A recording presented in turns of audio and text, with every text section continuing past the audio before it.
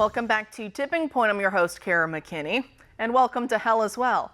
Not only do the denizens of Oakland, California have to deal with cartel-style ambush robberies on the highway under a Soros-backed DA, but now even basic traffic lights are too much of a luxury to have. Turns out that when you don't prosecute criminals for drugs or for theft, and when you allow homeless encampments to grow unchecked, fueled by both drugs and robbery, that you get hobo druggies stealing the copper wire from streetlights to support their addiction. For weeks, the streetlights in Oakland have been malfunctioning because of the rampant theft. Every time the city would fix a streetlight, it would be targeted once again, and so now many major intersections are having stop signs installed instead. So now under leftist rule, you have the privilege of being raped financially through taxes and red tape, just so you can walk the streets dodging bullets, go shopping at grocery stores where the aisles are picked clean by thieves before being shut down altogether. And now you don't even get to have something as basic as streetlights to help with the flow of traffic. Progressivism is always regressivism in disguise. Even electric vehicle charging stations aren't safe, as a Tesla supercharging station in the Bay Area was recently relieved, you could say, of its nozzles because thieves were cutting them off to strip them of copper as well. But while law-abiding Americans who call the cops about this sort of thing can expect little to no action to ever be taken, that's not so much the case if you're an illegal, because now there's a growing trend or black market, you could say, of rent-a-criminals to be hired by illegals. Yeah, crime's gotten so bad it's basically a career path now, with services to be hired out to paying customers. Essentially what's been happening in cities like Chicago is that illegals wanting a special visa to secure their status in this nation as an aggrieved victim, which is funny because it's not like they're being deported anyway, even if they kill someone. Anyway, well, they're hiring someone to rob them at gunpoint somewhere where there will be cameras to catch what's happening so they can file a report and get their special U visa, it's called, with video evidence. And then they can also get their stuff back from their hired actor. 6 men were just charged with running such a ring across Chicago, Illinois, Louisiana, and Tennessee.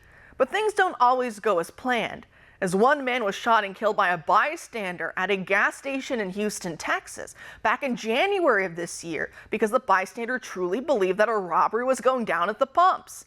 Turns out the man who was killed was a hired hand who had been part of these fake robberies in exchange for U visa schemes before and was in the middle of another orchestrated fake robbery. But making the situation even worse is that the bystander who allegedly killed Rashawn Scott is a man named Jesus Vargas, who told the supposed victims, who weren't really victims as we know, to not tell the cops that he was ever there because he himself is on probation and he's not allowed to be legally carrying a firearm. So he sped off and fled the scene after this shooting.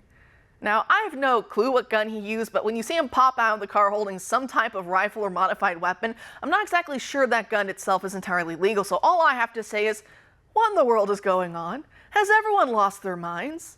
And the fiancée and mother of the 2 kids of the man killed in this situation wanted to blame lax gun laws for what happened to Rashawn, even as she admitted that there's no defense for the illegal criminal ring he was a part of. No, lady, I know you're grieving, but your man was a loser, and I'm sorry to say that. And I do pray for his soul, but he wasn't man enough to do right by you and the kids. That's not the fault of gun laws. Also, the guy who shot him, as we know, isn't legally allowed to have a gun. So it looks like gun control once again only works to make sure criminals like that guy stay strapped. But law-abiding citizens remain at their mercy, as in all the other people had to watch all this go down with bullets flying, as parts of this nation now return to a less noble version of the Wild West. Joining us now to discuss is former law enforcement officer Mike Pugliese, the founder of the Pugliese Law Firm. Mike, as always, thanks for being here tonight. Kara, thank you for having me. And yeah, we're going to go there. We're going to use the I word, illegals, because that's what they are. They're illegals. And it's amazing how the leftist agenda has dressed up these policies somehow to show altruistic measures and trying to be compassionate. In fact, we're the ones, the law-abiding citizens, that are having to pay for this and carry the burden of these problems and what this causes. You know, let's look at the street lights. It's not only the street lights that's the problem. You said it. It's the EV chargers. And, you know, I read even railroad crossings. They're stealing the copper. And it's usually in conjunction with homelessness in California.